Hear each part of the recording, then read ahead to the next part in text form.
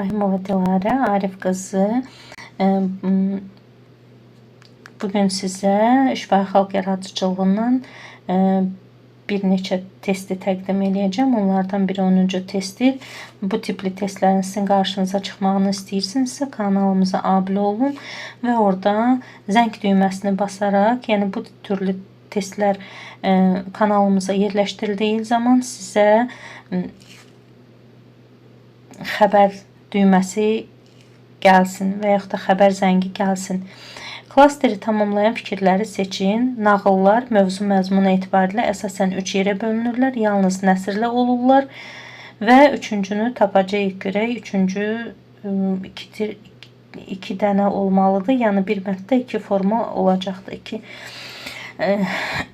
Heyvanlar haqqında nağıllar xeyir və şəri təmsil etməklə heyvanlar 2 qrupa bölünürlər. Bəli, doğrudur. Baxın, biz yuxarıda qeyd etdiyimiz digər testdə bu haqda məlumat var idi. Amma orada əvvəlinə sehirli nağıllar sözü artırmışdılar ki, yəni səhv olsun deyə.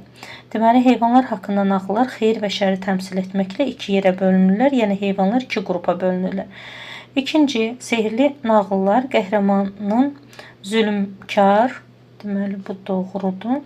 Sehirli nağıllar qəhrəmanın zülmkar şahlara qarşı mübarizəsində Simur quşu, uçan xalça və s. kömək edir. Zülmkarlara qarşı mübarizəsində deyil. Yəni belə deyək də, ümumiyyətlə bu tipli şeylər onlara kömək edirlər. Bəli, amma təkcə sehirli nağıllar zülmkarlara qarşı deyil, sadəcə olaraq yəni bir yerdən başqa yerə keçid etmək üçün və ümumiyyətlə sehirli nağılların yəni belə deyək də məğzi budur ki, orada sehirli əşyalar iştirak etsin. Uçan xalça, Simur quşu, ağ qoç, qara qoç və yaxud da məsələn gənclik alması və s. bu tipli şeylər. Məişət nağıllarında deməli onda bizdə 2 səhvdir. Məişət nağıllarında həyatda baş verən real hadisələr təsvir olunur. Bəli, məişət nağıllarında real hadisələr təsvir olunur. Deməli 1 ilə 3 düzdür. Hələ ki 2 dənəsini tapmışıq və bu bizə C bəndinə işarə eləyir. Digərlərinə baxaq. Həm nəzm, həm nəsrli olurlar. Axı yuxarıda yazılıb ki, yalnız nəsrli olurlar. Deməli bu da doğru deyil.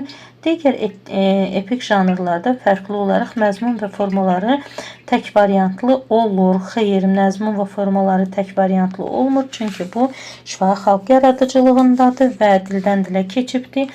Fərqli bir neçə formada istifadə oluna bilirlər. Ona görə də buna da bir X qoyuruq və burada da biz 1 ilə 3'ü götürürük. Bu da C bəndidir.